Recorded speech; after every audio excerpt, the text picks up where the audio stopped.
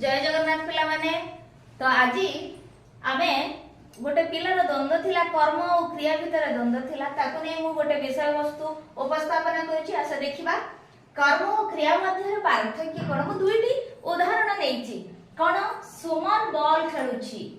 सुमन कोन करूछि? सुमन रो काम कोन खेलुछि। तो कहा साहाय्य रे खेलुछि? से बॉल रे खेलुछि। कहा को नै खेलुछि बा कोन खेलुछि? बॉल खेलुछि। आउ गोटे सेंटेंस थिला किसान ध्रुव को गणित पढ़ाउछि। किसान रो काम कोन? किसान कोन करूछि? पढ़ाउछि।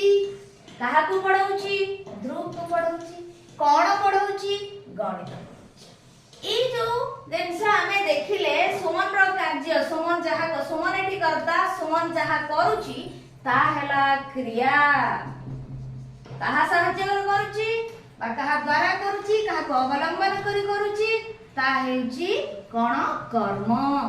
आमे गोटे जिनस जानिचंती कोन एवं कहा को लगे प्रश्न कले वाक्यटी को जहा उत्तर मिले ता हेउछि कर्म। कोन हो कहा को लगे आमे जदी प्रश्न करूछि जहा हमकु उत्तर मिले थाए ता हेउछि कर्म। किसान कहा को पढ़ाउछि? ध्रुव को पढ़ाउछि। कोन पढ़ाउछि? गणित पढ़ाउछि। कोन करूछि? किसान करिवा कथाटा कोन? पढ़ाउछि। तो एठी हैला क्रिया। क्रिया हेउछि कर्ता द्वारा जहा साधन करा जाय बा कर्ता जहा करे बा कराए से हेउछि कोन बेटा?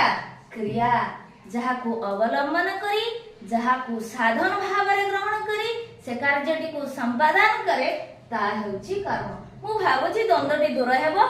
जदि न होइथिबो तुमे माने तुम पई रहिछि कमेंट बॉक्स आउरी मध्य प्रश्न पचारि परिबो। तम प्रश्न को आधार करिकि नुवा नुवा विषय वस्तु मु तुम मानक पई आनिबी। Thank you. Love you all.